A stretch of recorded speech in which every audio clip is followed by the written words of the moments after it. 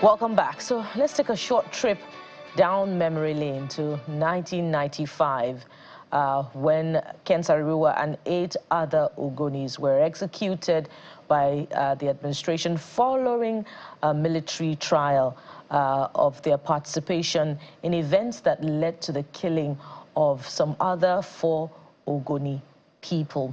So what exactly is the position of the Ken Saro family to the presidential pardon and national honor conferred upon Ken Saro and 8 others? Let's have this conversation, a very important one, by the way, as Mr. Barry Wugale, project coordinator, Ken Saro Foundation, joins us virtually for this particular one. Mr. Wugale, thank you so much for coming through on this one. Thank you for having me on Channel Television. We are grateful to be here.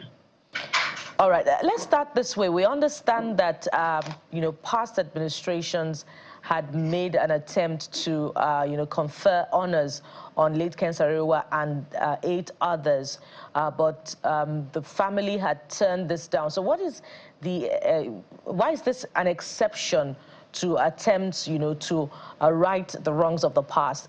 And while you're doing that, perhaps you also want to help us understand the family's official position as far as exoneration is concerned as against presidential pardon.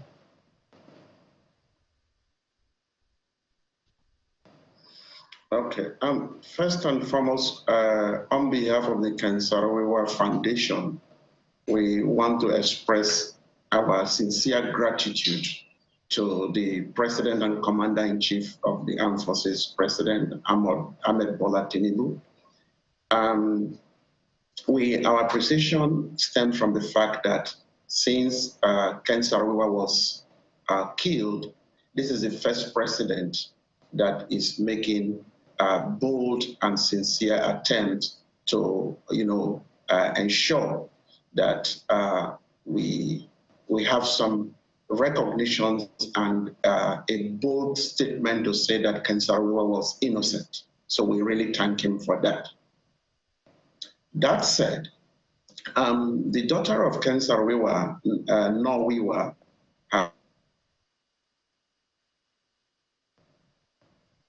has issued a statement, and what the president has done, which is the position of the family, she clearly at the same time states that we would want a judicial review of what happened at the military tribunal, because we believe strongly that there was a miscarriage of justice. The process under which our hero was tried and sentenced to death did not follow the basic standard or even the lowest standard of judicial process.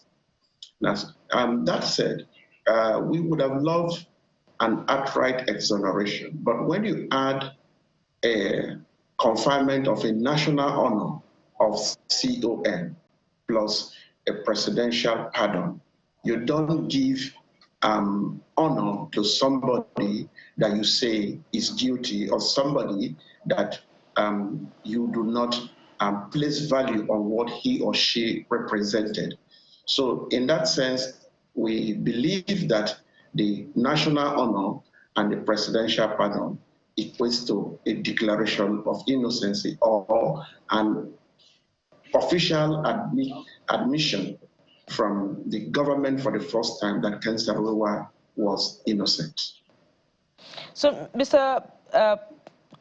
Let's go down memory lane now. And, at this time, Ogoni people have been speaking and saying that history has not been kind to the other 4, Ogoni 4 that were killed in protests of, 1995, and that indeed the late Ken Saro was the mastermind of those killings. And they're not denying that his martyrdom amid those circumstances, that everyone that indeed died during the revolution paid the ultimate price. But that indeed the Ogoni people must acknowledge that indeed Ken Saro was the mastermind of those killings, and that the announcement of the honors didn't cover the other Ogoni 4. How do you react to this?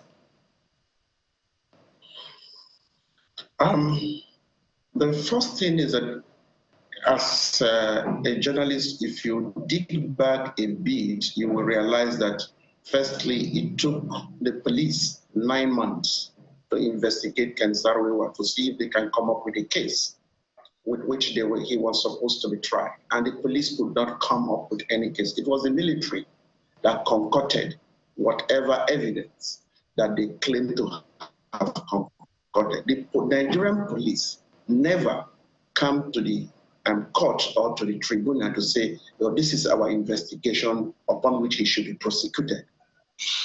Now, and then when you look at what was being presented at the tribunal, the matter was that he instigated. And up to this moment, I don't know if you have been able to find any person that is able to put a credible evidence on the table to say that this is how Ken Saro instigated us to take such and such action. Most of it is an organization. There was no such minute of discussions. Ken Saro was not at the venue, was not at the place where the incident occurred. So I would want journalists to kindly, sometimes put things in context. So in terms of people who insist. Gale, I'm afraid we can't hear you anymore. The last we heard was when you said that late Ken Saro was not at the scene of the crime. Okay. Perhaps you want to unmute. Your volume became increasingly low from that point. Mr. Ugale. Can you hear me now? It's a bit better now, but yes, it can you be hear better. Me now? Okay, go ahead. Okay, so what I'm saying is that for Ken Saro was not at the place where the crime was committed, and there is no evidence anywhere that anybody has been able to come to the table to prove, to show that this is how he instigated. Everything that has been said has been conjectural. People say things just to be able to satisfy the agenda of the military. And we find it a little bit painful that 30 years later, people are still lashing onto what an evil junta like Abacha. It's becoming increasingly difficult to hear you, but if we can, as much as possible, try to present the account of the other Ogoni community.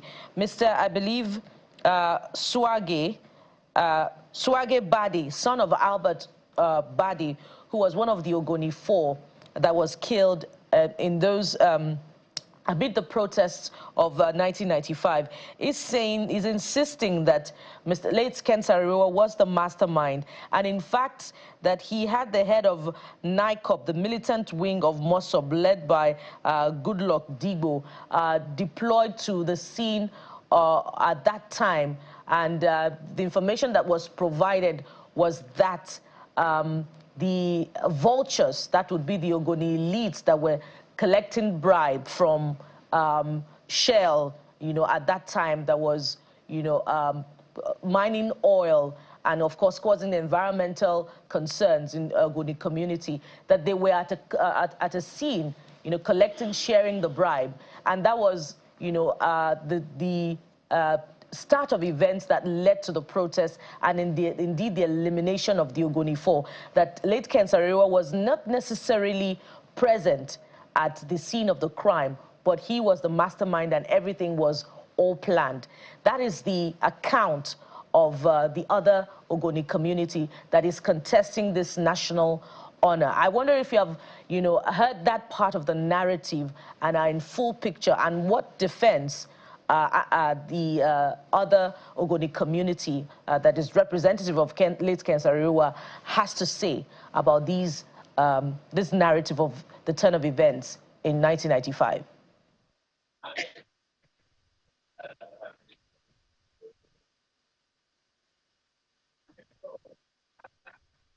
Oh dear, amid this very critical conversation, it appears as if we're having challenging connection through to... Maybe we'll have to get Mr. Ogale back some other time. Apparently, the network is not friendly.